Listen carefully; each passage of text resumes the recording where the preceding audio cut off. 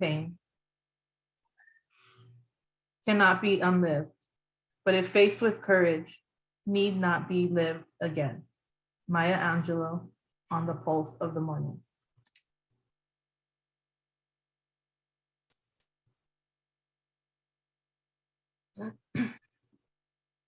Alan?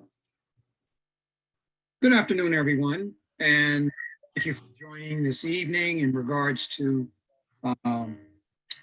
getting this information out to the community.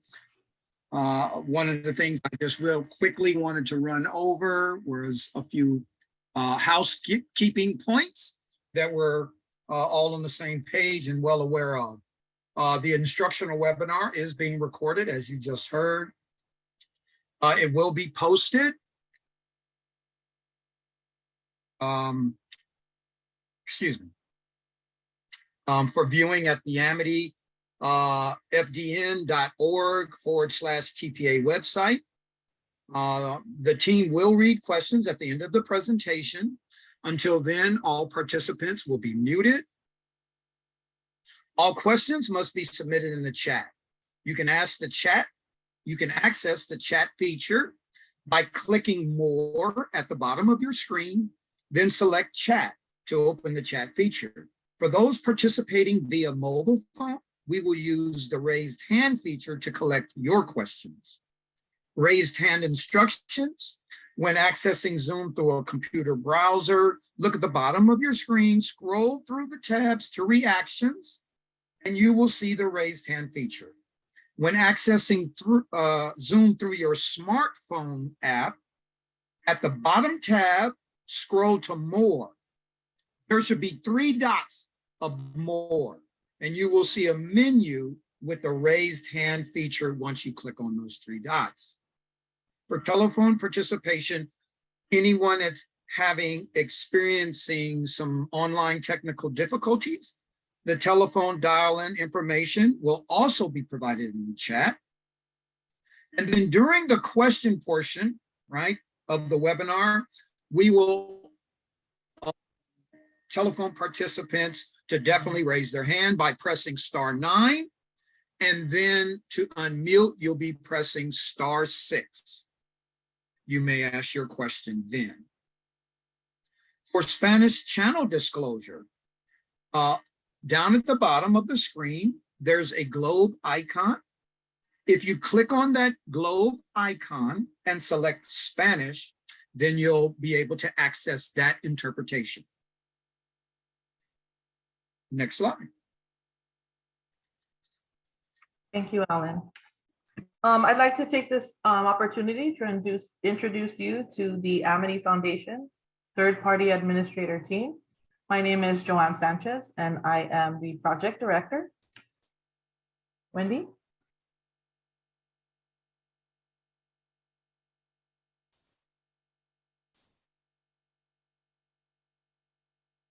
Wendy, I believe you're on mute. You can't unmute? Okay. Rebecca, do you want to go ahead?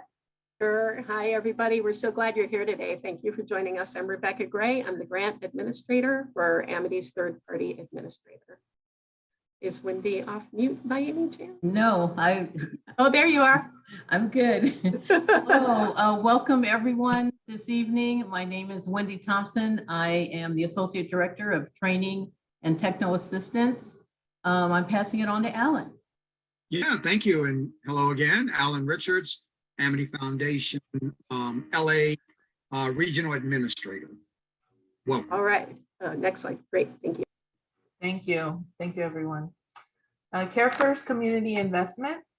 In June 2021, the Los Angeles County Board of Supervisors approved $187 million in funding for CFCI programs, $100 million in CFCI funds, and $87 million in American Rescue Plan funds. Funding is distributed in 2 manners, via county departments and via third-party administrator. About the third-party administrator. Through a competitive bid process, Amity Foundation was selected to act as third-party administrator to manage and distribute a portion of funds included in the CFCI spending plan and non-CFCI funds for grants to justice focused community-based organizations. Amity will be responsible for distributing 55 million over 3 years across 8 program areas, with the goal of equitably increasing access to funds for organizations serving youth and those impacted by injustice and inequities within the criminal legal systems. Additionally, priority is given to organizations that have historically experienced barriers to accessing county funding. Next slide.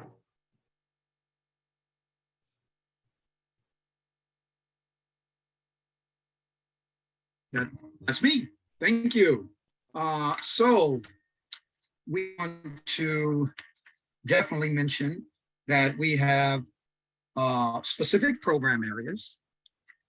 Those program areas, as you can see on the screen, are listed for you to review. But in the meantime, I will definitely mention each area. Area 1 being re-envision youth, after school and summer programs. And there's a total of funding distributed 10.2 million. Area 2, career and education pathway programs, 7,650,000. For area 3, we have youth specific housing interventions, 10.2 million. Area 4, we have culturally affirming family reunification and pre-trial family support, 5.1 million. For program area 5, we have support services for returning LGBTQIA+ residents, $2,550,000.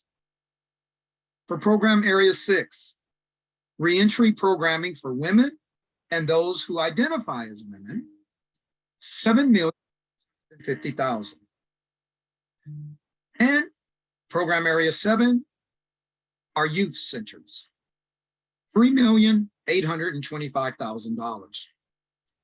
I also want to allude to program area 8, which is the non-CFCI funded programs. And those are geared towards grants to justice focused community-based organizations, $8.5 million. Funding is currently available for the first 7 program areas. There is a minimum amount of funding you can ask for each year, and that is $50,000. You can see this is in that second column of the chart. If you ask for more than that maximum amount stated in the second column of the chart, your application may be reduced or not awarded, or multiple awards may be made from a single application. The chart is also available at www.amityfdn.org/PPA. It's also included in the downloadable application package, which is also available at the same website. There will be a separate process once the county releases those non-CFCI fundings for the 8th program area, grants to justice focused CBOs. You are welcome to participate in this webinar if you're applying in any of these 8 areas, but please know that the information we are providing today does not cover the application process for that program area 8. Next slide. So we wanted to share some of these key dates with you. All righty, as you can see, we have a timeline. The funding opportunities have already been released, and we're getting a fantastic outpour of the community being interested in these opportunities. That was released June the 7th. We, of course, are on our second funding opportunity webinar, of course, today. The first was on the 15th. We have those 2 recordings also located on our site after this session. The funding opportunity review and contracting will begin, excuse me, did I miss something? Yes, I did. Written question deadline. The written questions that we're kind of alluding to in regards to putting those questions in the chat, those written question deadline is going to be July the 8th. So all the questions that you have, you can either access the chat today, or you can also access our website and list your individual questions. We'll also be placing the website address in regards to listing those questions in the chat today. The link for the applications, once again, is going to be located in the chat, but for the purposes of making sure I repeat it again, it's www.amity, AMITYFDN.org/TPA.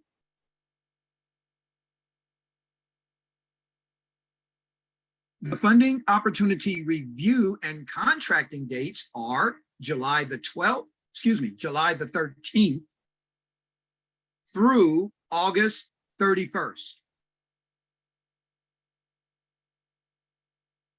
And then the contract start dates upon approval will begin September the 1st. Selected CFCI programs and projects shall begin upon full contract execution or around the September 1st start date, and will conclude August 31st of 2025. Next slide, please. Eligibility.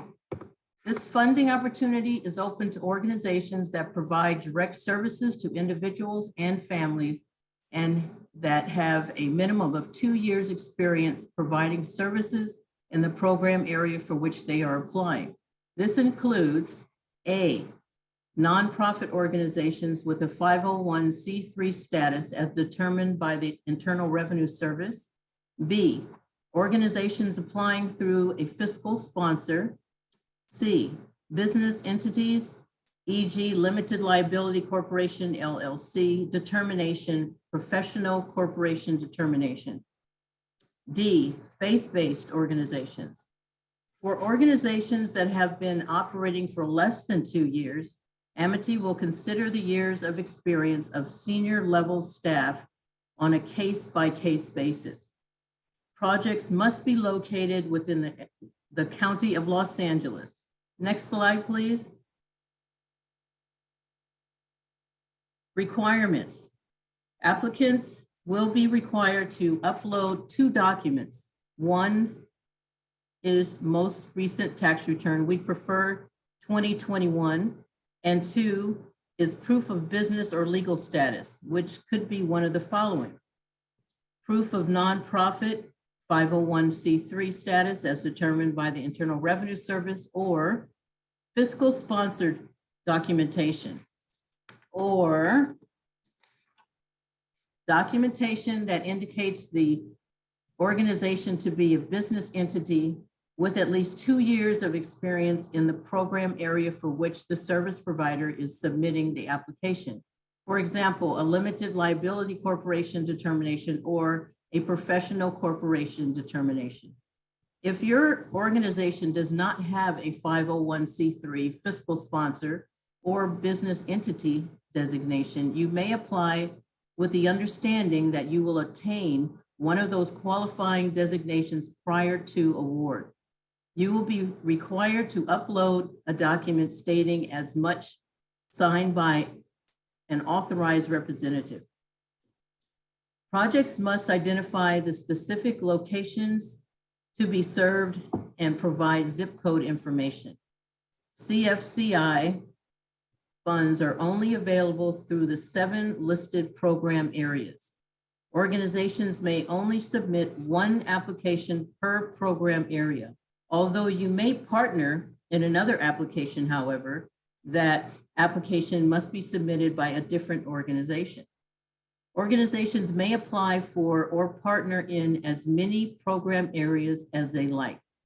In this case, applications will be subject to a review that determines that the services provided will be distinct and not overlap with any current or previous CF or CI, non-CFCI awards.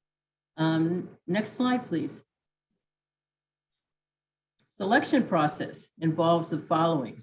Organizations must apply through the online application portal available at www.amityfdn.org/TPA website. All applications must be submitted along with required documentation through the online application portal. Deadline to submit is Tuesday, July 12th, 2020, on or before 5 p.m. Please do not wait until the last day to get your application in. Applications will be reviewed and scored by an independent reviewers using uniform scoring criteria. Organizations with annual operating budgets of less than 1.5 million shall be prioritized for award. Organizations serving high-need areas of Los Angeles County shall be prioritized for award. Organizations that have annual budgets of over 1.5 million, some of the larger organizations, will be considered after decisions have been made on applications for organizations with an annual budget under 1.5 million. If a larger organization submits a proposal that includes subcontracts with smaller organizations below 1.5 million annual budget, that proposal will be prioritized among the remaining larger organizations for awards, subject to available funding. A site visit may be required before final selection. Evaluation will be based upon criteria outlined in the funding opportunity. The evaluation and award process will be considered final, and there will be no process for appeal. Amity will offer declined organizations and individuals a debrief to discuss the application. Amity will also provide technical assistance to connect unsuccessful applicants to training and support in an effort to strengthen their organizations and/or their applications for future funding opportunities. Next slide, please. Scoring.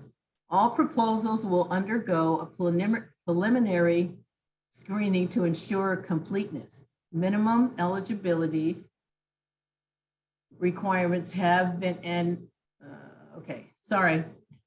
completeness and that minimum eligibility requirements have been met. Independent reviewers will be instructed to use the following tool to score each proposal. Scoring area, organizational experience and capacity, total points possible, 10 points. Project is achievable and relevant, budget is feasible and reasonable, total points possible, 20 points. Organization has an annual budget under 1.5 million and has never been funded by LA County, total points, 10 points. Board leadership and staff reflect the demographics and experience of the population served, total points, 10 points. Organization is in and serves high need areas and populations, total points, 10 points. The total amount of points, 60 points. Next slide, please. And I will be passing this on to Rebecca. Thank you, Wendy. All right, everybody, here's what you all came for. Not that all of that was not scintillating. It absolutely was. For the remaining slides, Amity will provide a live walkthrough of the application and explanation of application questions. The PowerPoint deck to answer many questions that I've seen come through the chat already, this deck will be available to everyone on Amity's website. But instead of the live walkthrough, we will just have screen grabs of the application in lieu of the live demonstration. After the demonstration, the Amity team will read aloud questions posted in the chat. In the interest of time, equity, and fair consideration of all questions, Amity will post answers later at the www.amityfdn.org/TPA website for everybody to access. There will be a link to a question and answers, that's a Q&A page available to everyone. Answers will be updated and notifications will be sent out regularly through our email list that the Q&A has been updated. Amity is accepting questions about funding opportunities through July 8th, 2022. So if by some magic we miss your question today in the chat, you can email it to us, and the email address has been posted in the chat, and it will be on a slide at the end of this webinar. We will leave it up. You can email your questions, and again, we will be posting all answers. Well, all right, that done. Let's get into the application. So here is the Amity Foundation website. This is what you will find if you follow all of our instructions to go to www.amityfdn.org/TPA. This is what you will see. This is the TPA website. You can, if you just go to the www.amityfoundation.org, you will see one of the first things you'll see is TPA right here. This banner across the top is the same on all Amity web pages. So you can get to us by clicking this Amity homepage. And you can get to the applications, not only link to the live application here, but also a PDF. I'm going to give career education pathway programs a little love today. I have usually used re-envision youth after school and summer programs, getting a little tired of looking at it. So I'm going to, for our example today, I'm going to take you through career education pathway programs. The 7 applications available here are pretty much identical. And I will show you the ways in which they deviate, but the questions are uniform across all of the program areas. So so if you go to our PDF, everything that we just talked about today, you're going to get in a beautiful downloadable PDF package. The chart is here of program areas, the amounts available, all of the rules and regulations that we just spent the first part of the webinar going over. These are all here for you to come back to time and time again. And why wouldn't you? It's great reading. The meat of this is the screen grabs from the application itself online is also here. So as you go further down, this is a little choppier because it's literally cut and pasted from the application site, but that is also available in PDF. And we recommend you download that PDF rather than, you can also download a PDF when you're in the application site, but this one has all the information that you could possibly need is here. Then once you're ready, you can link to the application. Again, all 7 program areas that we're receiving applications for are available on our website. When you hit that link, this is what will happen. You're going to be taken directly to this site. You will probably be a first-time visitor. First-time visitors need to sign up to use this website. You will use a username and password. The password can be simple. It's 6 letters and numbers. You hit this little link down here, new applicant. This is how you sign up for this application website. Hit new applicant and you create an account. So again, use an email. If you're the only person filling this out, you don't have to worry about this part too much, but if you're going to share this application with other people, make sure everyone has access to this information that you're about to enter. You need a username, which is your email address. And then you need a password. Oh, and I'm sorry, I was wrong. It's 5 characters, letters and numbers. So it can be very simple. All right, so I'm going to show you something. The first thing I really want you to understand about accessing this website is if you log in using this link, like if you go to the Amity page every time to log in, you are going to create new applications every time you do that. So I want you to see here.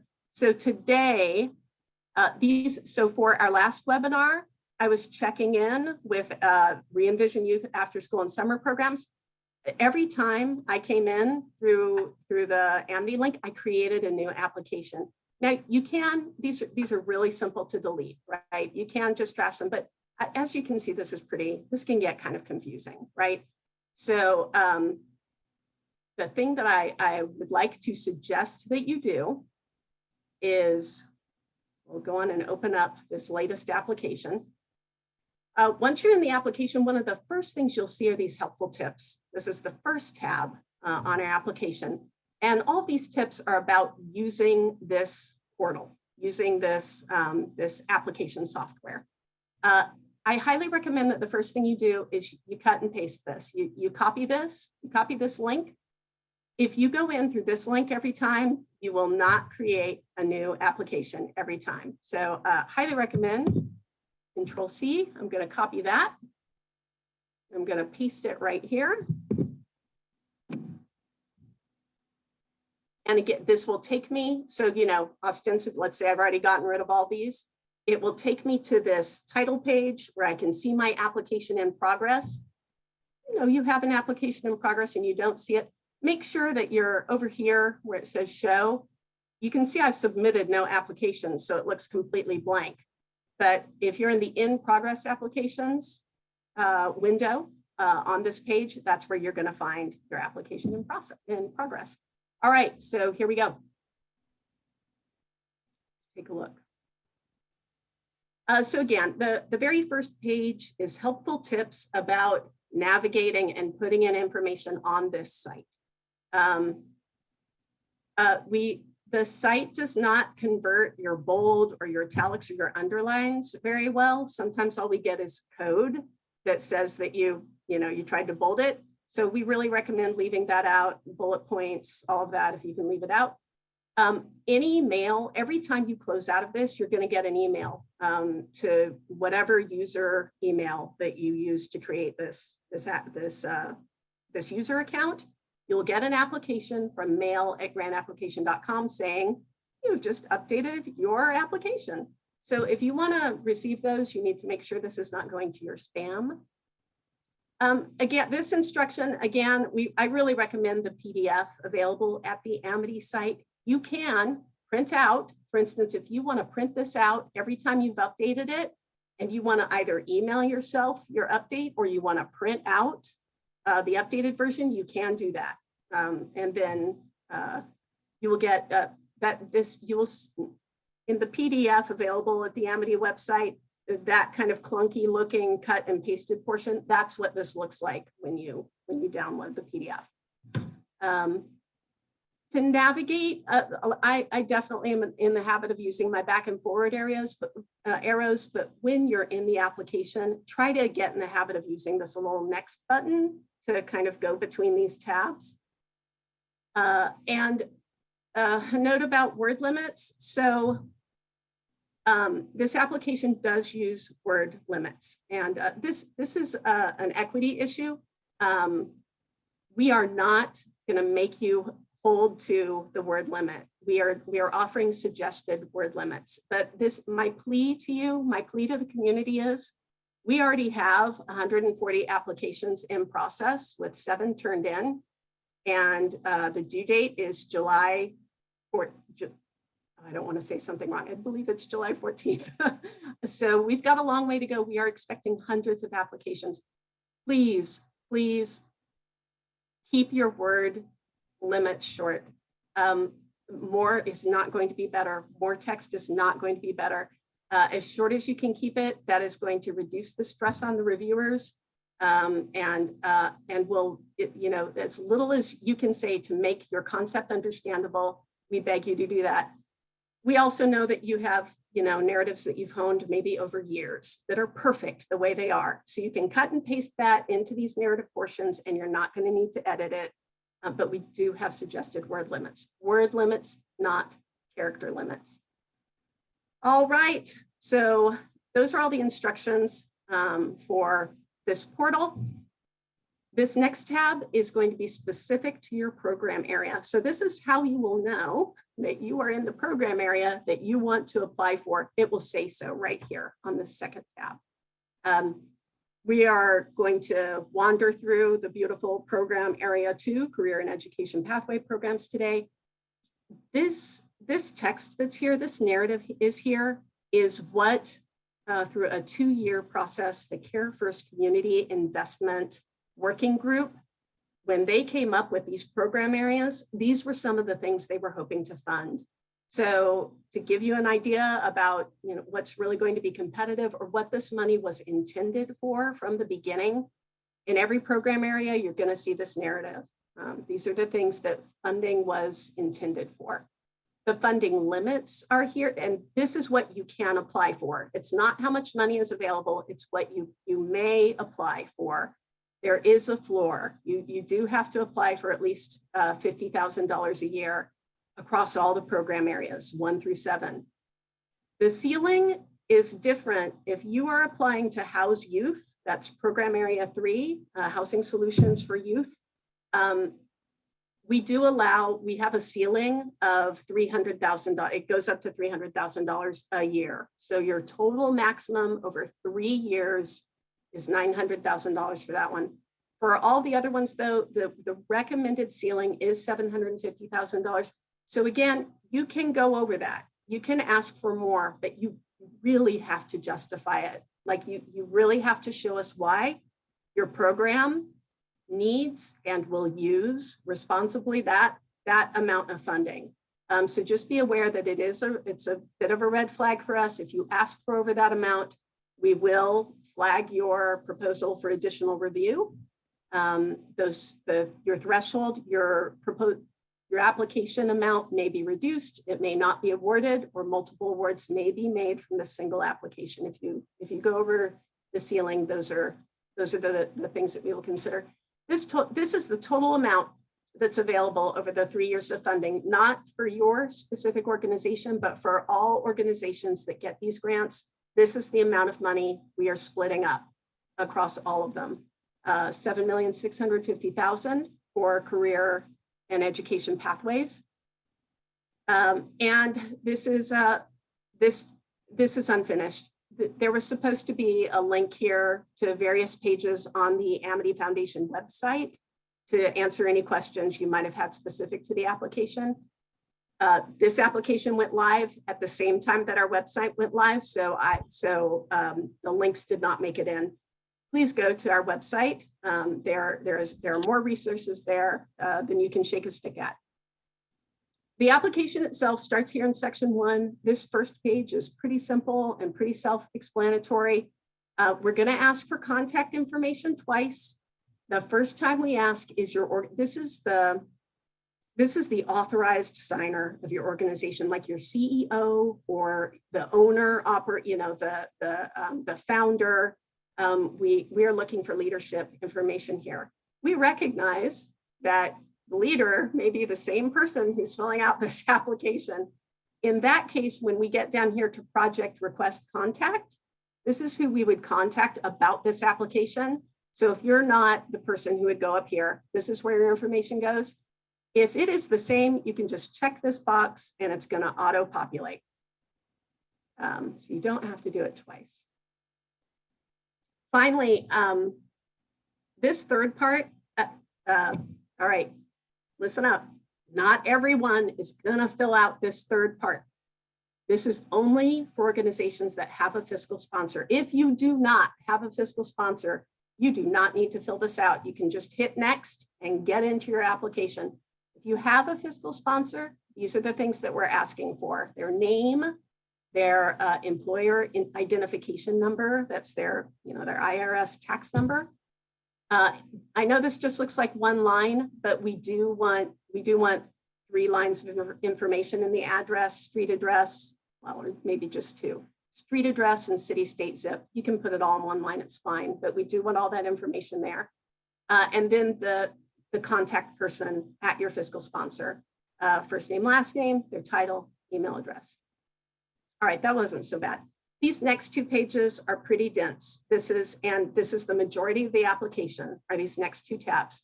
In the first one, we just want to understand more about your organization. And in the second one, we want to understand what you're asking for funding for, your program or project or the services that you want to provide, what it is that you're asking for the money for. All right, so organizational information. Let's make this a little bit bigger. There we go. I hope that that's a little bit easier to see. All right, so to orient yourself on this page, I want to make you aware of this bar down here.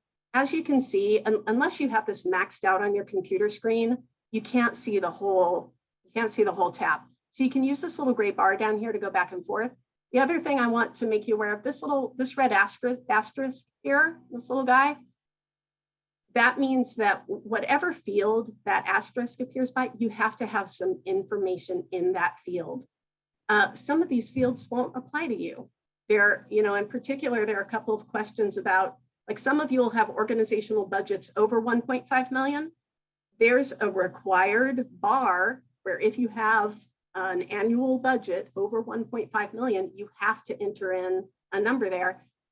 For you all who are under that, you're just going to enter in 000 or something like that. But so you will have to fill out everything that has a red asterisk before you can turn in.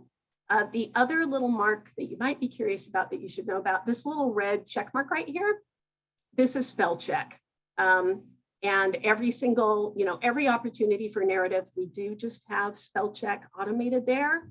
And it's like any other dot, it'll put a little red squiggly line under a misspelling for you to correct or not as you like.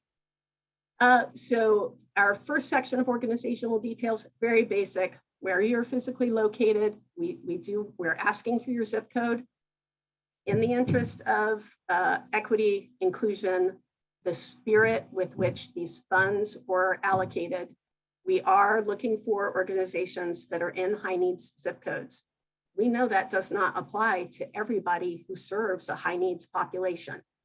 So it is not, you are not ineligible. It is not a deal breaker. It does not mean you will not get funded, but we are trying to locate those organizations that are in high needs zip codes.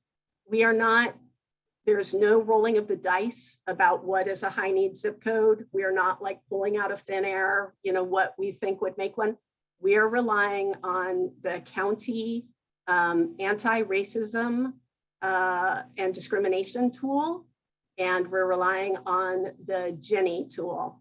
Can't remember what that stands for. It's down here a little bit further. So you will be able to look at those tools and understand why those zip codes are specified as high need.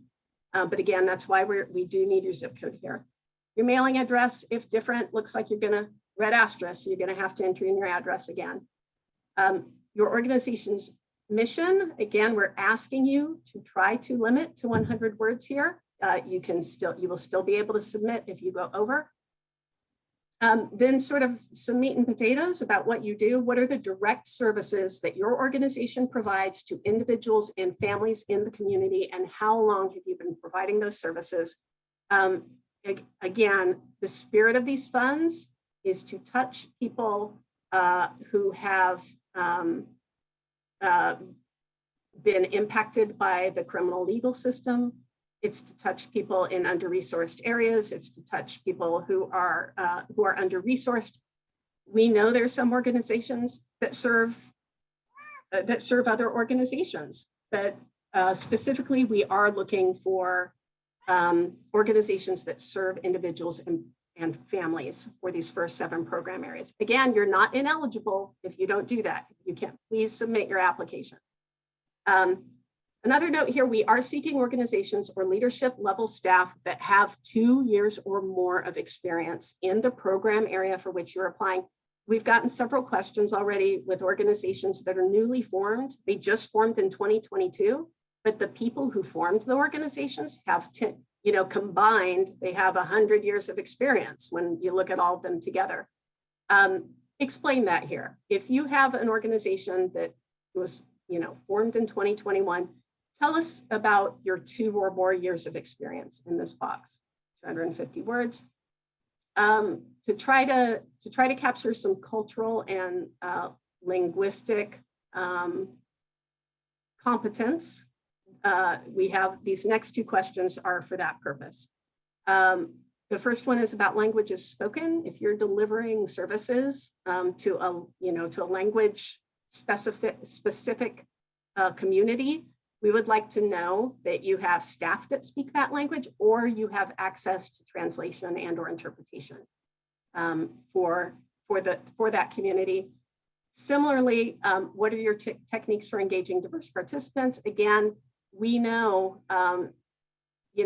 services are effective when they are culturally and linguistically appropriate.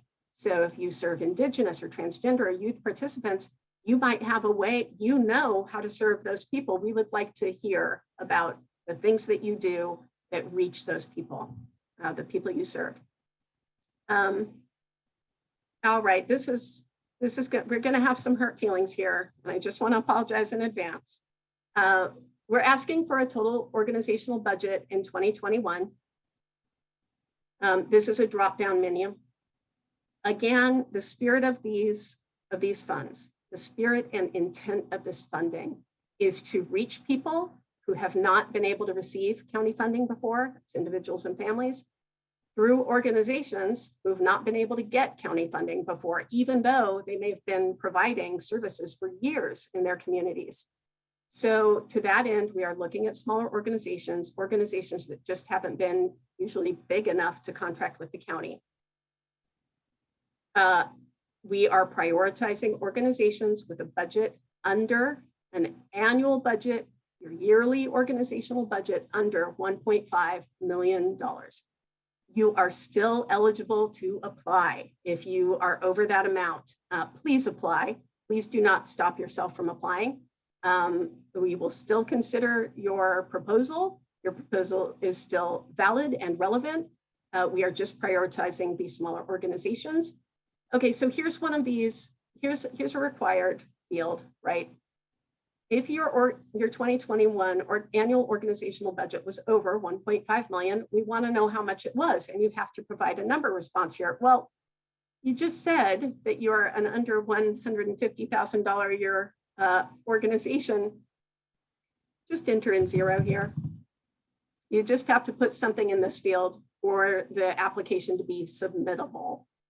We will understand that you just had to fill that in. For organizations with other 1.5 million, if you want us to, so with COVID, we know that some organizations received an extraordinary, an unusual grant in 2020 or 2021 that pushed you over that 1.5 million annual budget. Most of the time you're under it. So if that happened to you and you want us to understand that historically you are under 1.5 million, tell us about that here. If there's any other way that you want to, justify, validate, explain, your size with regard to these funds, we understand that you are excellent in everything you do. But in particular here, we're just giving you an opportunity to talk more about your budget, especially if there's something like a large one-time donation, COVID funding, that kind of thing.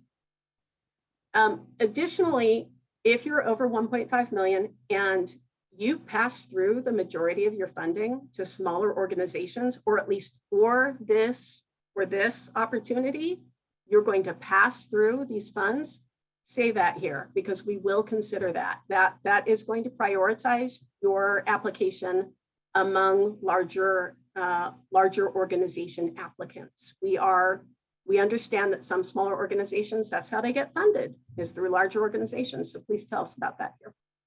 And finally, this is a yes or no question. We get a lot of questions about this. We have talked to the county, and this is a yes or no question for any department in Los Angeles County, whether it's Health and Human Services, whether it's, can't think of any others right now, the Department of Public Services, aging, whatever it is, whatever county department, we are not, one is not better than the other for this question. even if you only received one-time funds last year due to COVID, talk about that up here. Say, well, we received $20,000 from the county last year, but we've never gotten that money before. And it was an extra, tell us a little bit more about that. But again, we are prioritizing organizations that have never received county funding. So this is a yes, no question about any funds you received, your organization received from the county, grant or not, just funding you received from the county. Okay, please don't be scared about this next section. I know that this is where many small organizations, this is where their failure to contract with the county comes from, is insurance. We are not scoring this. It does not count against you if you do not have insurance. However, if you have it, we need to know. So the first is a yes, no, do you have coverage? And then we go into, I think, 5 specific kinds. It's general liability. And then if you've got, please provide the coverage amount. Do you have vehicle auto insurance? Do you have workers' compensation? Do you have sexual misconduct insurance coverage? Do you have umbrella insurance coverage? Please just answer these to the best of your ability as completely as you can. No and 0 is totally acceptable for this section. Here we're going to start getting to some outside links. So again, this is still, we're a third-party administrator, but this is still county funding. And your district supervisors, they want to know that their district has received some of this funding, and ideally a fair and equitable amount of funding. So we do want to know which supervisorial districts you are serving. It's not just where you're located, it's where you're serving. To find that out, you can follow that link. So I just clicked this blue text, and it linked me out to the County Los Angeles Board of Supervisors. This isn't a great tool. I apologize in advance. You're going to have to pull up the district map and try to figure out if you're delivering services inside that. Where is your map, Ms. Elise? Well, okay, Hilda's map goes oh no, there it is. I'm sorry, I clicked the wrong thing. Here's the map. Ms. Elise has her map up. So you're going to try to determine if you're in this map. You can click as many boxes here as you want. As many districts as you serve, please click them. If you serve them all, click them all. It's the same with the service planning areas. We're trying to distribute this money as equitably as possible. So the service planning areas, again, this is a much easier tool than the supervisor district. You go over here to the right here, find your service planning area, and it's going to take you to a place where you enter your zip code, and it will tell you what service planning area you are in. So that one's a lot simpler. And again, click as many as you serve. Okay, this one's rough. And there are going to be some organizations that serve many, many, many zip codes. We do want to know the zip codes that you intend to serve. And this is what, when we were up above in the application a little bit, I was talking about what is a high need zip code? How do we determine that? Well, this is how we're determining that. This is how you can determine if you are serving these. You can also, if you serve, tons of zip codes in the 10s or maybe hundreds of zip codes, I might suggest that you go to one of these tools and you pull out the high need zip codes that you serve, and you put those there, put those in here, because that really is what we're looking for. The 2 tools that we are using that you can look at to identify high needs. And again, this is not an AMITI decision. This is a Care First Community Investment / county designated how we are determining high needs. We are doing it. Oh, thank you. I feel welcome. We're doing it through the ARTI. This is a rather complicated tool. It has a how to use it up here. So, give yourself some tutorials and begin using this tool to find your high need zip code. And that is the Anti-Racism, Diversity, and Inclusion Office Equity Explorer tool. And the second one that we're using is the Justice Equity Needs Index. This one is a little simpler. So again, this link will lead you straight to it.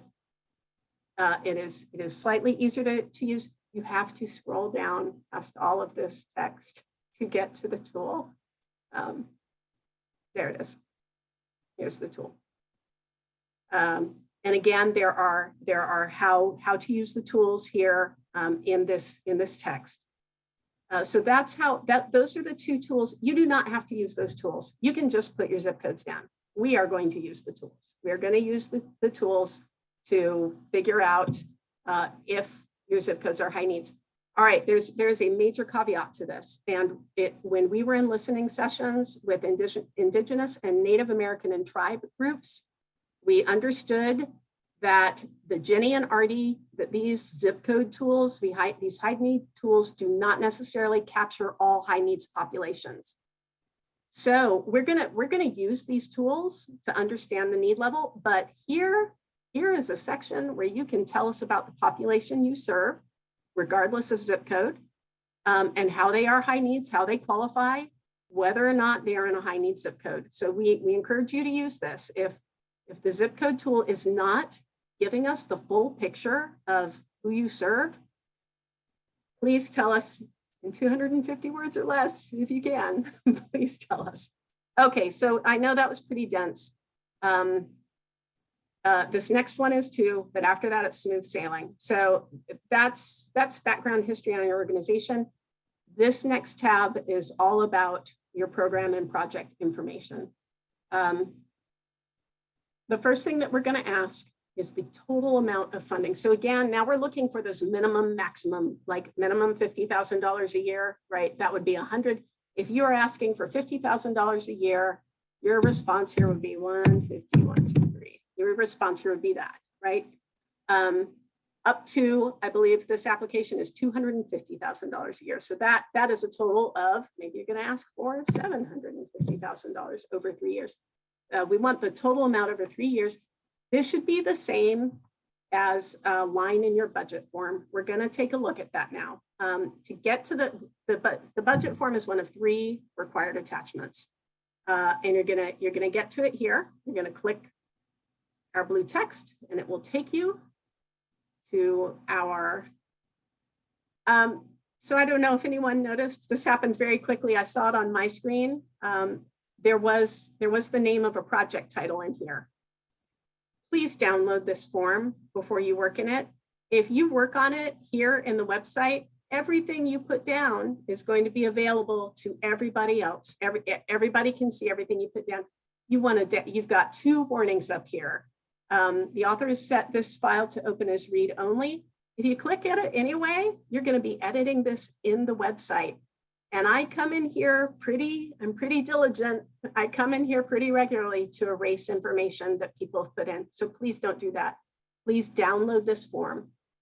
And you can do that. You download it, you can go to file and you do save as, and then you can save it anywhere on your computer.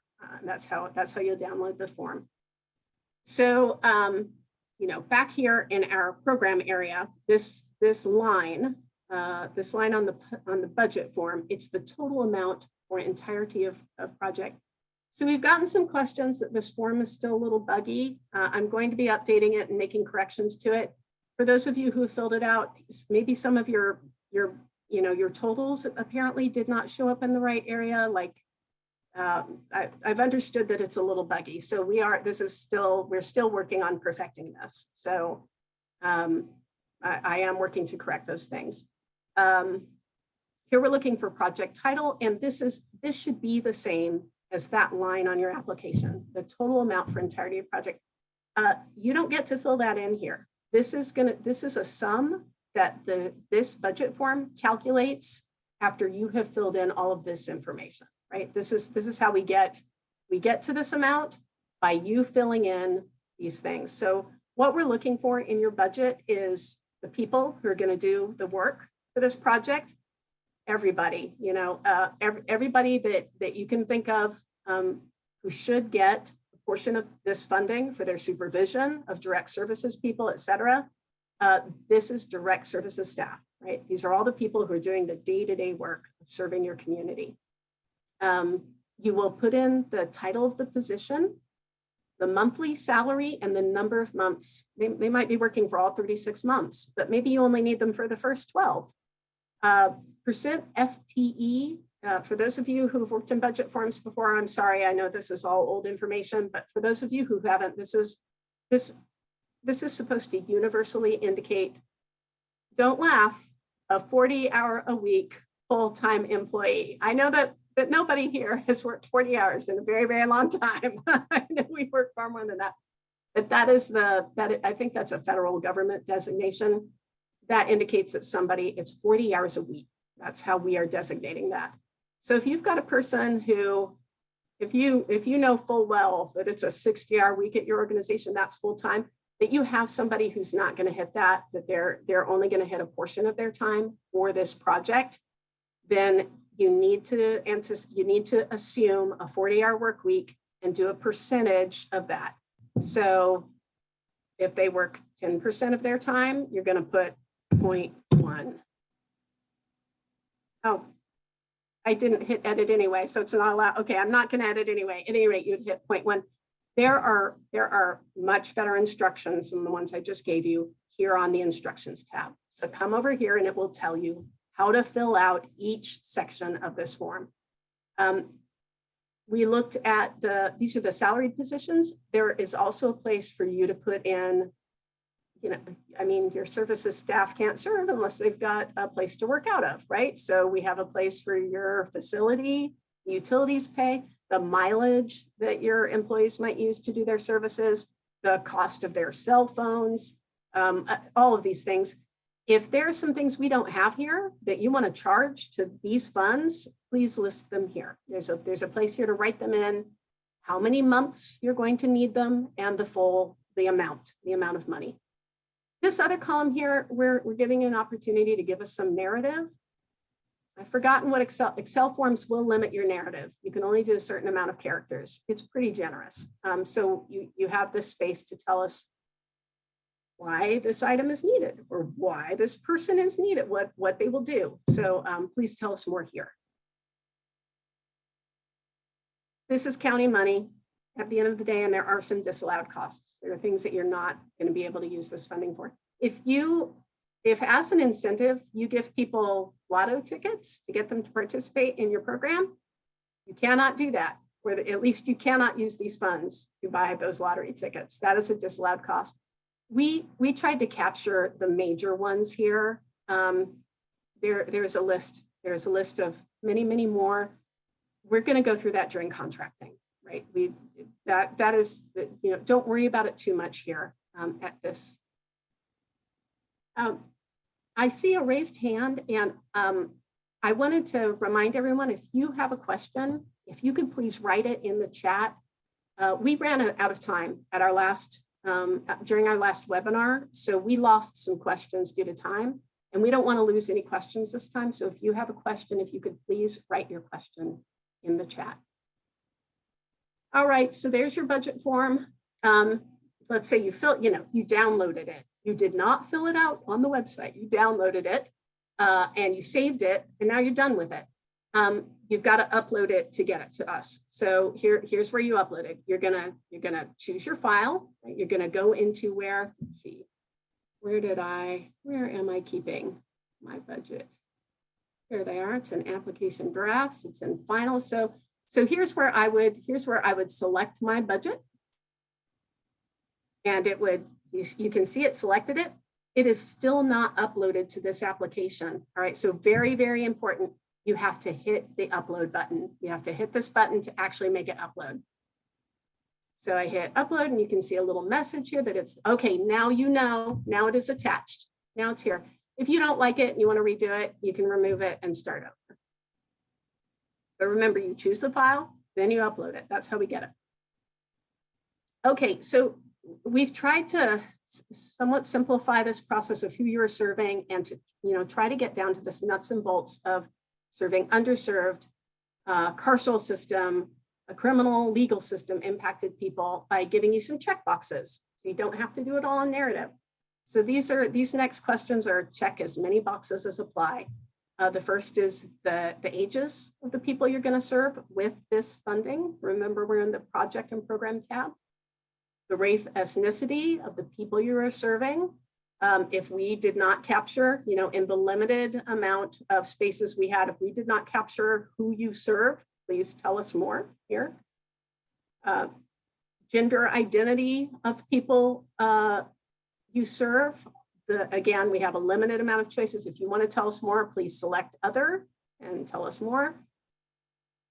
And then some community characteristics. And again, all these questions are about equity and inclusion, right? We really want to touch all underserved populations. So all of these that apply, please check them. If we did not capture your community, please tell us more in this box. Okay, this is we have been, there's a mistake in our application. I'm going to ask you to do a workaround. We cannot correct an application already in process. Number 7 here only goes up to 255. That's the largest number that you can enter in this box.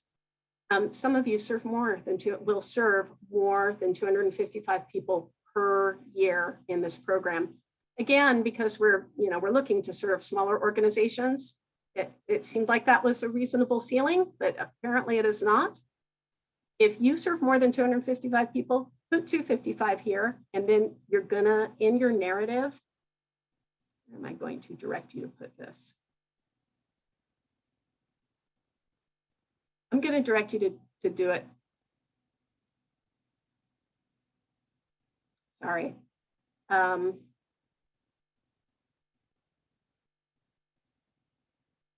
I want you to do it in a narrative portion. I want you to do it in a portion that makes, I think I'm going to ask you here. I'm going to ask you to put it in number 15. If you're going to serve more than 255 people a year with this money, start off number 15 by saying, hey, okay, you don't have to say, hey. We put 255 in box number, I think it's 7.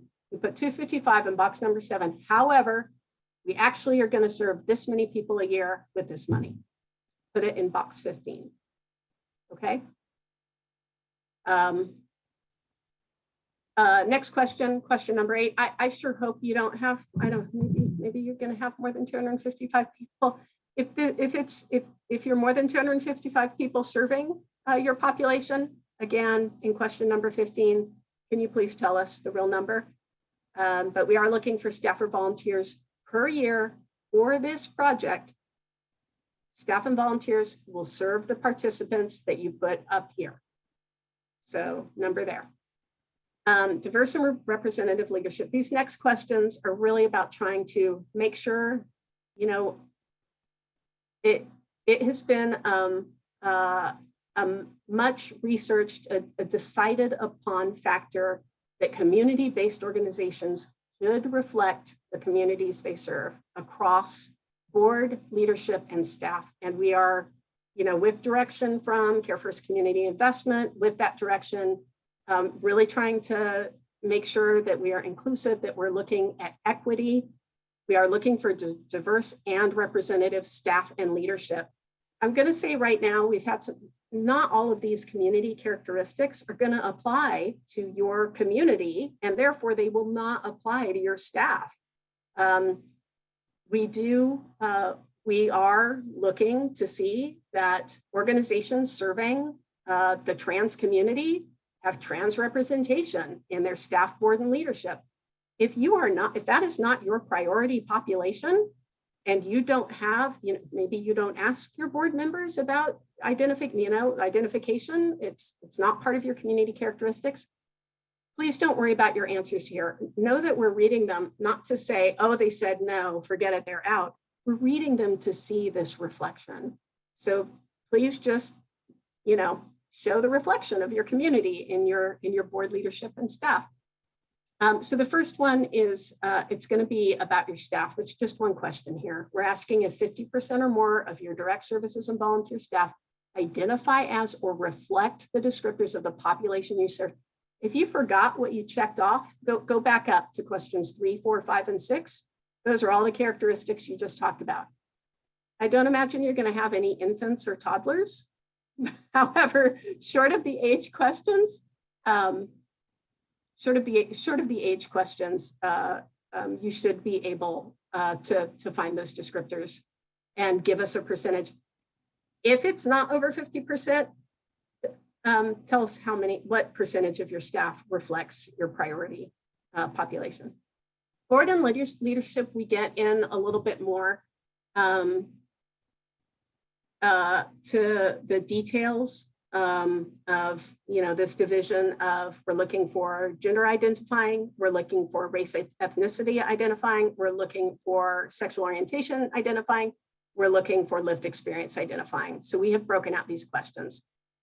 One of them is just a percentage. And again, if this is not, please don't panic. If you don't ask your board this, or this is not your priority population, we're not going to see 0% here and say, oh, forget it. That's not going to happen. Just please give us the percentage, if known, for this signifier. Percentage of board of directors and or leadership that reflects the following ethnicities, races. Again, we have a limited menu here. With other, give us a percentage of other. We will go back up and look at your other, signifiers and make that connection. And finally, in lived experience, we're looking for, our checklist is foster, childcare, welfare, juvenile justice, criminal justice involvement, substance use disorder, mental illness, disability, homelessness, and or housing insecurity. So again, percentage of board of, and for both of these questions, I would consider senior leadership and your board, right? It doesn't just have to be your board. It can be your board and your C-suite, the decision makers at your organization, your board and your highest level staff, combine them. And that's how you will answer these questions. All right, so here's one of the few questions that deviates across the applications. This is different in every program area. Program or project components. These components are drawn from the 2-year-long process of the Care First Community Investment Group, what they wanted to fund, what was being neglected, what needed more funding, what was most important to the community. These are those issues for career and education pathways. That's why they are here. We're just calling them out in case you align specifically with exactly what the community was calling for when these funds were being discussed and how they were going to be distributed was discussed. And this checklist is going to be very long for some program areas, and it's going to be very short for some. Some are, there are only 4 things. But here, this is one of the longer ones. Check as many as apply. Yeah, this can take the place of a long narrative. If you do these things, check off the box, and we will know that is what you do. That's what you're applying to do. That is what you're going to go back to the community with these funds to provide. However, if you want to tell us more, there is a space here. Try to limit it to 250 words. Again, you will not be penalized for going over.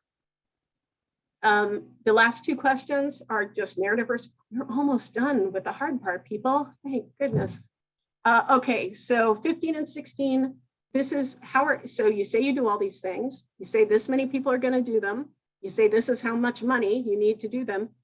How will the work you propose be accomplished? We want to know about your outreach efforts. How are participants going to find out about your program or project? Is there an intake or screening process? Describe what the funds you are requesting will allow your organization to do. Include the staff involved in the major activities and services your program or project will deliver. What are you doing with this money? How will it work? And the last question here is, what is the impact? So you do all this. This is how you do it. This is what changes in your community because you are here providing these services. This is what does success look like for your participants? That is in particular what we want to know. What does success look like for your participants? We do want to know if your participants have input about their goals and activities. We want to know information about how participants meet goals. And here you have, suggested limit of 500 words. Please try to stay there. All right. Next 2 sections are short. We're almost out, people. Section 4. Oh, it's not going to let me go.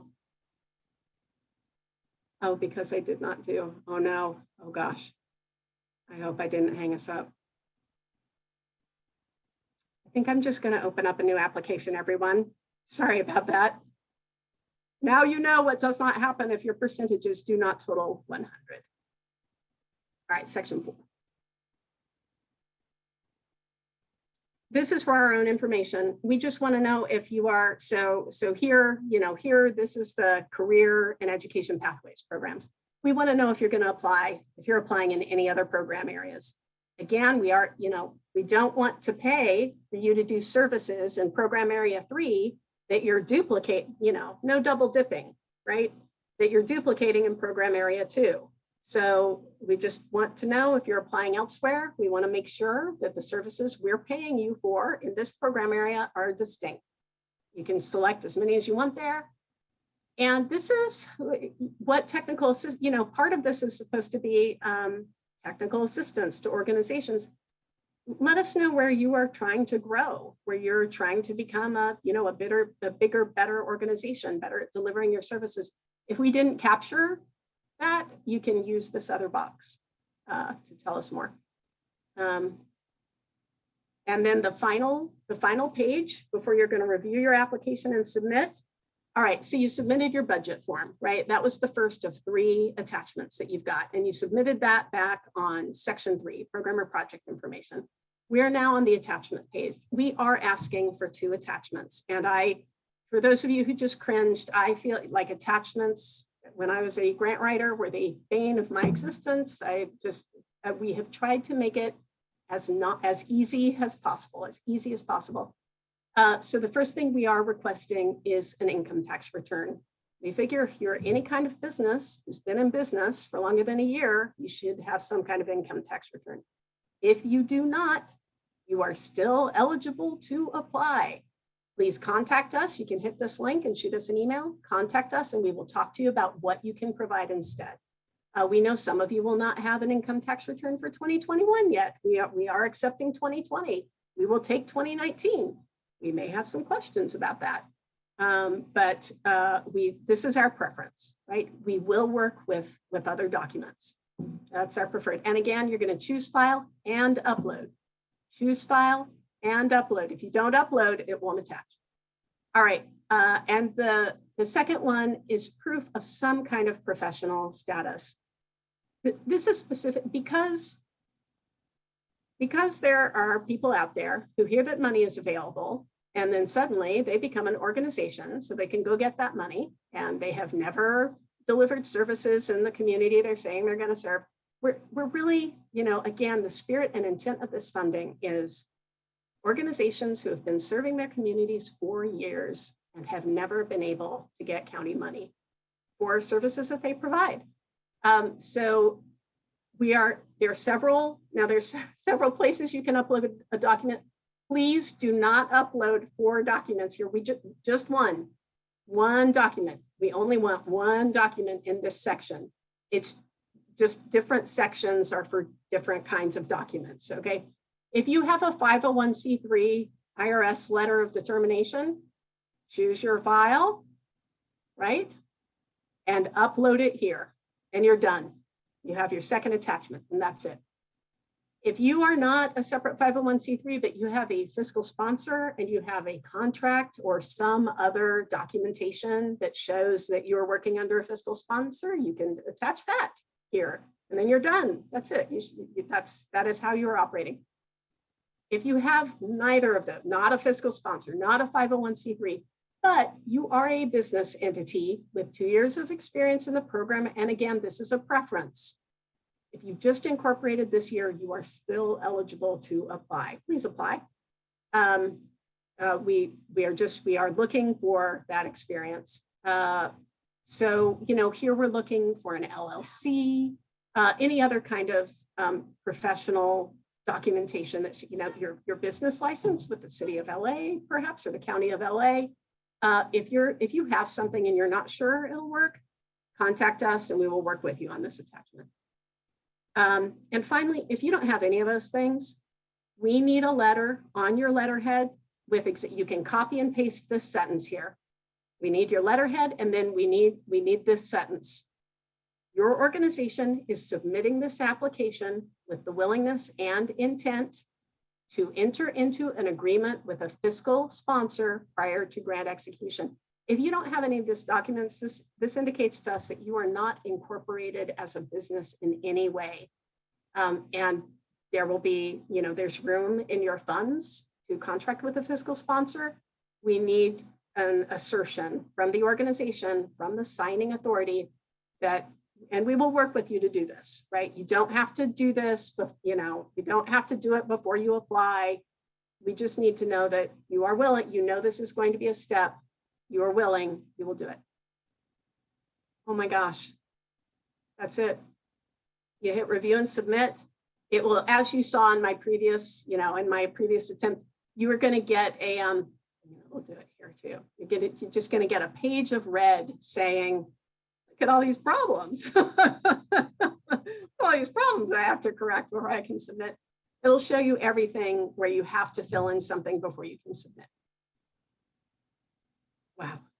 All right, everybody, we did it. I'm going to stop my share and I'm going to hand it back to Joanne. Thank you, everyone. Wow, 107 of you stuck with it.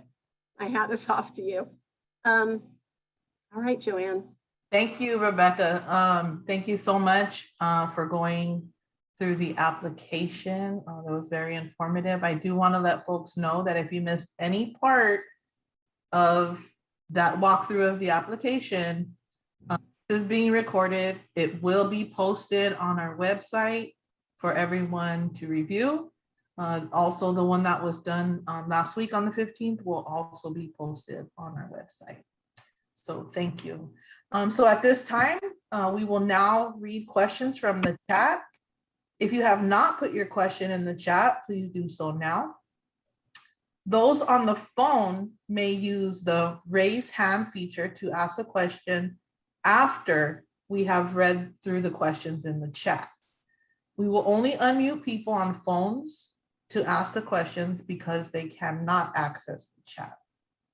In the interest of time, equity, and fair consideration for all questions, Amity will post answers to the questions at www.amityfdn.org/TPA for everybody to access. Please remember to put your questions in the chat.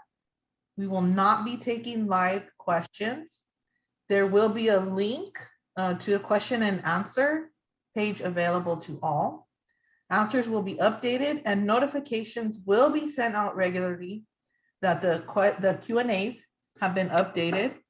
Amity is accepting questions about funding opportunities through July 8th, 2022. And I'm now going to pass it over to Alan, who will be reading the questions from the chat. Thank you. Okay, thank you, Joanne.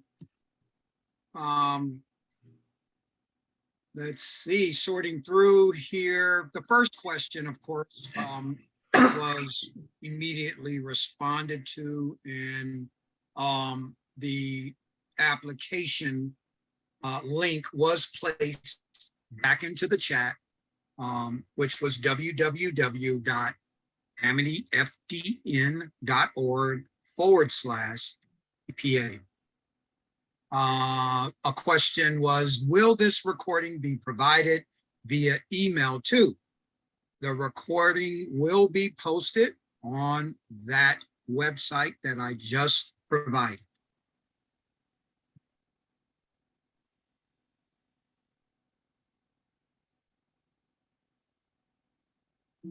Yes, you may view the video later. That was another question. Another duplicate there. If we have a Los Angeles SAPC contract, can we still apply for this grant through Amity? We will get back to you on that. Thank you for your question. We will answer it in our Q&A. What if, I think there's a wording here. What if the return has not been processed or info sent back to the nonprofit due to IRS pileup? That sounds like something you can contact us about and talk through. So please email us at tpagrants@amityfdn.org. And we will have this up on the screen later, and it is in the chat. But email us and let's talk more about that. The next question, for clarification, agencies are to submit one application per funding category. That is correct. If we have been funded by Los Angeles County, does that prohibit us from applying? You are still eligible to apply. Please apply. We are physically sponsored by an organization that has a budget larger than 1.5 mil. Would that preclude us from applying? It does not. Again, if you have over 1.5, if you yourself have over 1.5, you may still apply. And that budget amount does not apply to you. That is not your organization's budget amount. Does the total of the 3-year budget include the program management percentage at the end of the budget, or is that subtracted from the total? We would like to get back. We will answer that question in the Q&A. What can the program management percentage pay for per budget guideline? We will answer that question in the Q&A. Generally, if you've ever filled out a budget where you have a section for indirect costs, things that weren't represented in the line items, about like you can't put your accountant in any of those line items, right? But that's still a cost. Like you have to have your accountant, you have to have maybe a person who does, payroll, unless you have a fiscal sponsor. We recognize there's program management money. So we'll talk more about that in answers in the Q&A. Next question is, what do you mean by unduplicated people? We'll answer your question in the Q&A. Can you make edits to the application if you have already saved and finished later and moved on to another section? Yes. Yes, as long as you have not hit submit, and even if you hit submit and you want, until the final deadline, talk to us. If you accidentally submitted your application, we can help you out there. But yes, you can save and go back to your application as much as you want. Next question. What if our organization headquarters office is in one area, but the programming will take place at several other locations? This isn't a question about high needs area or not. Our office and our sites are all high needs. Just want to know where we can indicate where the programming will be held and serving individuals versus where our admin staff are based. That's not uncommon. So there are 2 zip code questions on the contact information page. You're going to put in in your organization information page, you're going to put in the address of your organization and the zip code of your location there. Then in your program project page, there's a line to add in all the zip codes of where you provide services or what communities you provide services in. So yeah, there's a place to capture both of those things.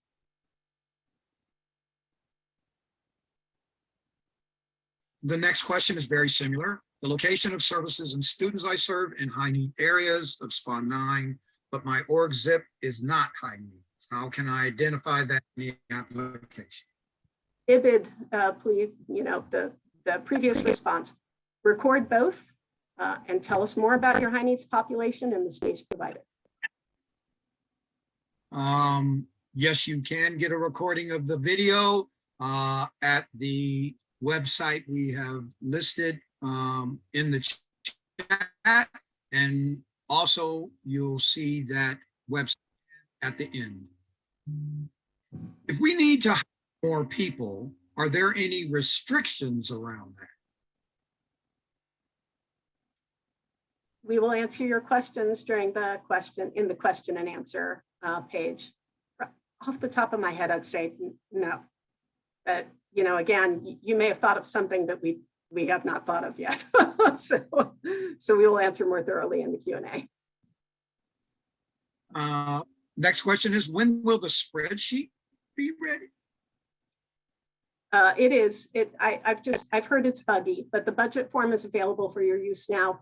If you notice something that's wrong with it, please email us, let us know so I can fix it.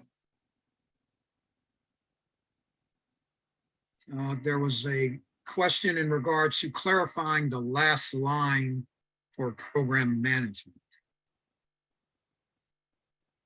Again, we have many questions about that project management 15%, and we will answer them all in our Q&A document. So come back. Next question is, can a grant writer be added into the budget? Continued education for staff and CEO? We will answer that in the Q&A. I would say off the top of my, when you're filling out the budget, think about how your person serves the community. We're trying to fund direct services to individuals and families. So we will look at all of your line items through that lens. If there is no insurance of any kind, should that be put on the sheet in the budget? I do believe there's a line item to pay for insurance. So if you want to use, you know, need to, I think we're going to have more clarification on that in our Q&A. But yes, you can, there is a line item for insurance costs in the budget for this project program. Next question is, can mortgage payments for office buildings where services are delivered be allowable expense? We will answer that question in the Q&A answers. No capital costs. No, I don't know how much that skirts. You know, is that rent? Is that, we will answer that more thoroughly in the Q&A section.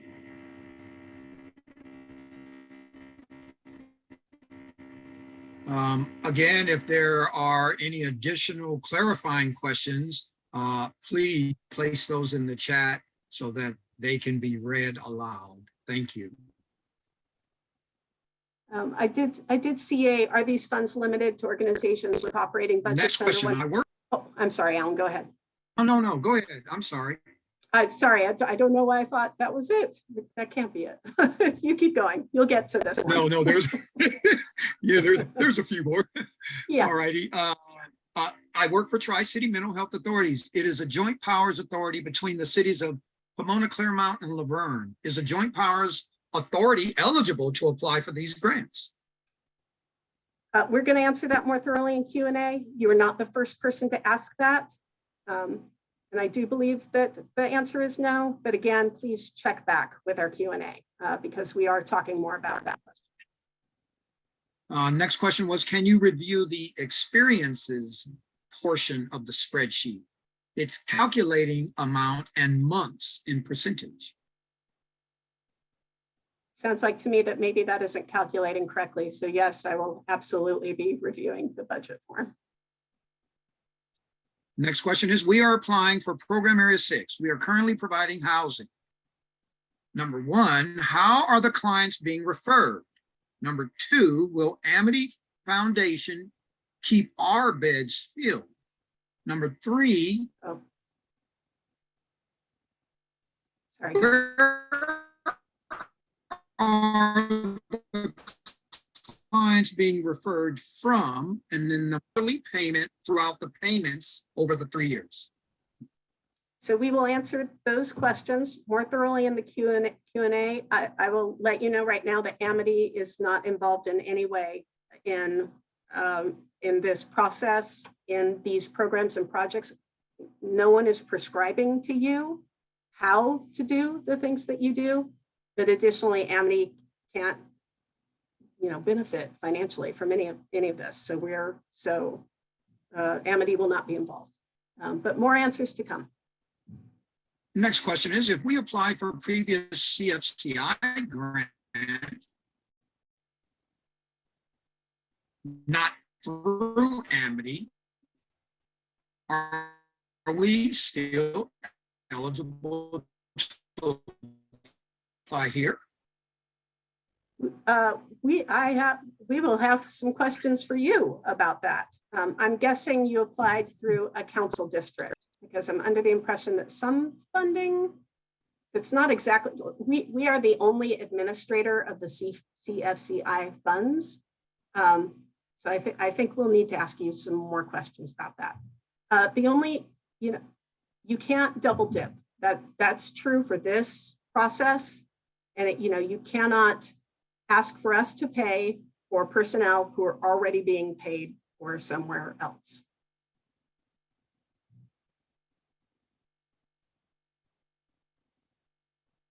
And the next question was, is there a date for the 8th option? And I think that's the 8th program area. Yeah, not yet. We would TBD. We will let you know as soon as we hear. We will release all of that information, but we don't have a date yet. Next question, can I partner with Unified School District as a fiscal sponsor? I don't see why not, but we will more answers in the Q&A.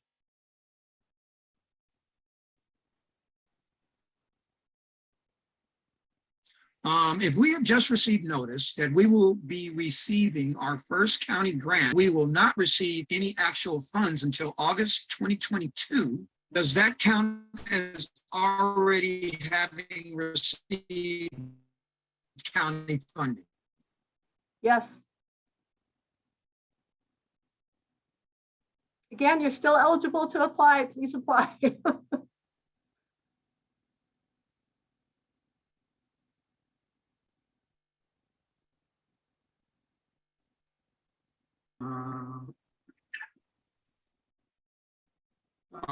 Next question is, we are 501c3 primarily served.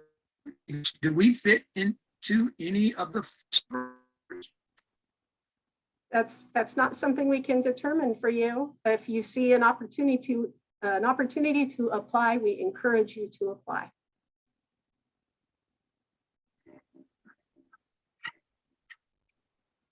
Next question, in another zip code, we are currently in 90059. I'm sorry, Alan, you're breaking up a little bit, so I don't think I caught all of that. Rebecca, I'll read it. Okay. If you are applying to get a new location in another zip code, we are currently in 90059. You can, please feel free to explain those things to us in the narrative. But yeah. It seems that if fundraising is a disallowed expense by the county list, that the grant writer can't be included. Thank you. Thank you for that answer. Agreed, yes, disallowed cost. Next question, can grant funds for insurance be used to purchase current insurance, or are future costs only being allowed? So again, it's a program project budget. So it's during the dates of the program and project. And the line item would be for those dates.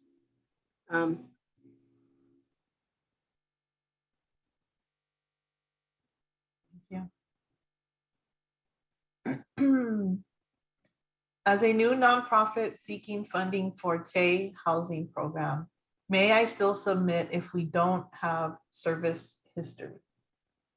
Absolutely. Please apply. I asked about the IRS sending the annual return, but my computer died. If the IRS has not sent back the annual tax return, what should the organization do in this situation because of pile up with the IRS?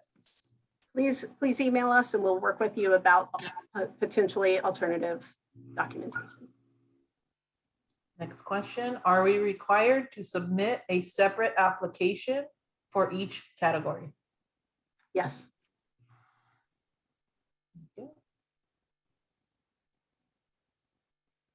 Can I submit 2020 taxes if the 2021 taxes have not been filed as of yet?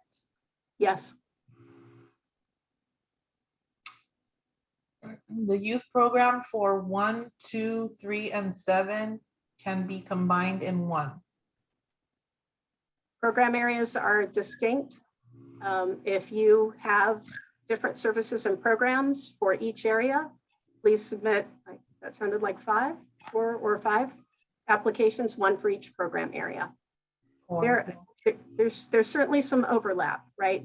But if you're going to submit 5 applications, they need to be distinct.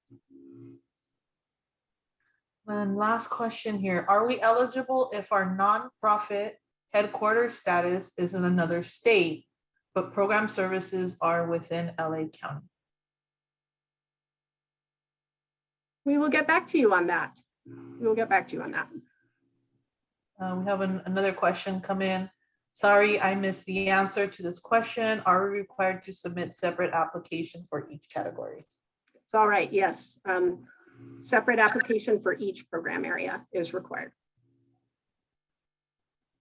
Program Area 7, Youth Centers, states fund existing physical youth centers in communities of the highest need. Can we use it for a new center? So again, this is a disallowed costs issue. Like you cannot build the center, you cannot pay for capital costs. If you're opening a brand new center, we'll get back to you on that because it does specify already open ones. But again, when I think about the spirit of the funding is youth centers. So let's talk more about that.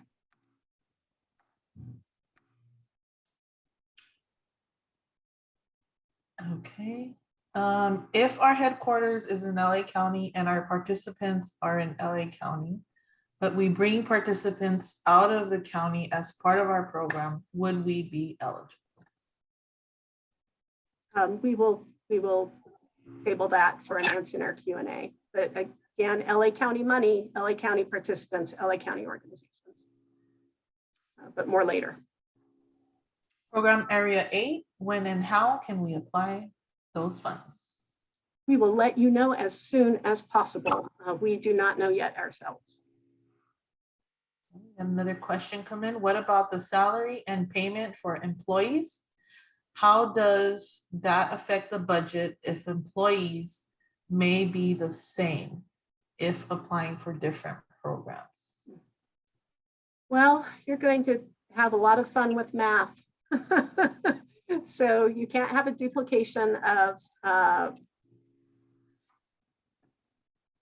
think that will only come up if we want to award all of your applications. If suddenly all of your applications score very high there, I think then that would invite a conversation with you about, because we can't pay one person, 2 and 3 times out of all the different pots.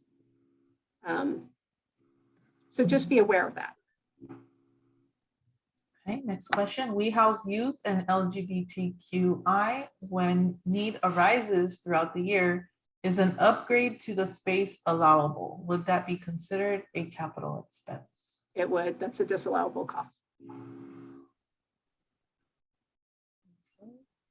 Are 501c3 or grassroots organizations eligible? Oh, 501c8. 501c8, sorry. Yeah, that's fine. Yes, please apply. Can the budget pay for a portion of a larger program budget? Oh, some of these are so tricky. We will get back to you. Can we allocate costs across programs for different categories for employees?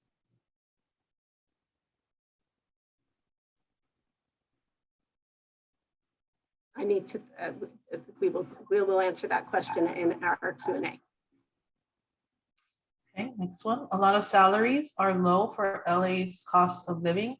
Would it be reasonable or feasible to pay employees above average, such as 55 to 65K for staff not in leadership status? So I cannot speak for reviewers. No Amity personnel are going to review. All reviewers are going to be independent reviewers from the community who are also aware of all of these issues. So I do just want to remind you of that. I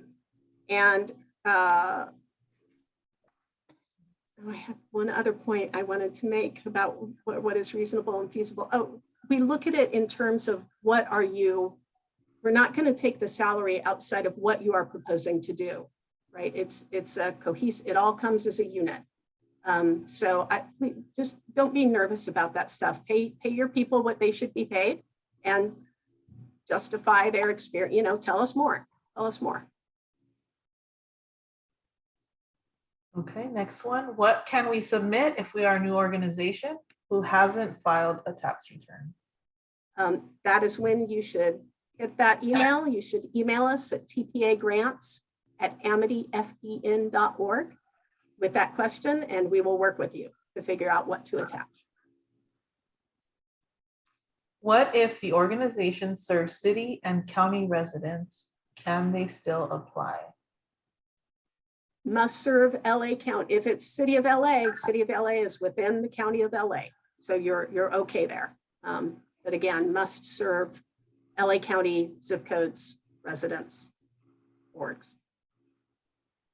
Okay, next question. Is it allowed for rent of building if the previous location in the high service area due to pandemic financial problems? I think I get what you're driving at that.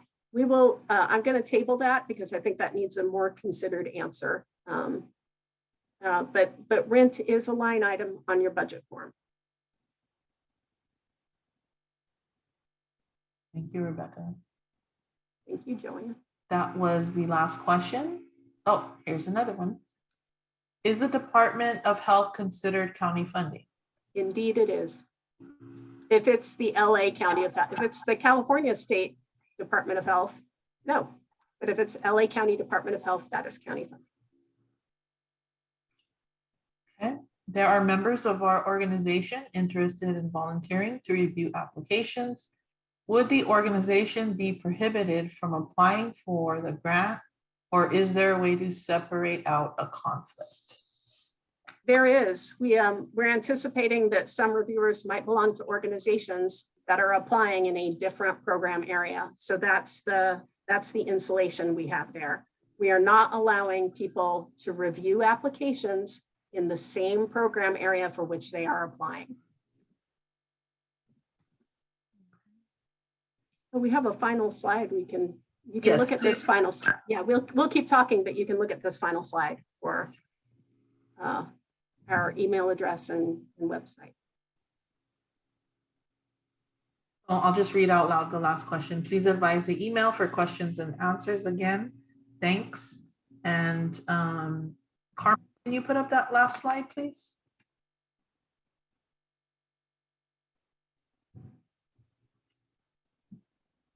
Just close to join. We apologize. When will we have access to the PowerPoint? It should be up by the end of the week. Oh, actually, the PowerPoint, I believe, is already up on our website. PowerPoint is That's correct. our website. Previous one. Yes, and the recording of this one and last week's webinar will be up by the end of the week. Next slide, Carmen. Yay. So for questions, you can email us at tpagrants@amityfdn.org. For the application, visit our website at www.amityfdn.org/TPA. Question, when will we, okay, I read that one. For reentry for women. I'm not sure what the question is there. What is the question? Will the PowerPoint be on the TPA page? Yes. PowerPoint will be on the TPA page. You can go to our website for the application, for the PowerPoint, for the videos, Q&As.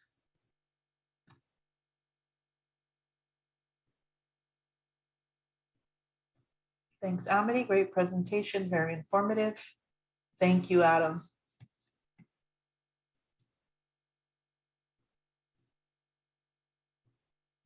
Thank you, everyone. So this concludes our webinar today. I see that there are no more questions. Thank you, everybody, for your participation. We appreciate you. Please take a picture of this last slide so that you can email us and visit our website. And again, thank you very much. And thank you for all your questions. We will get back to each question and post them on our Amity website. And thank you and have a good night, everyone.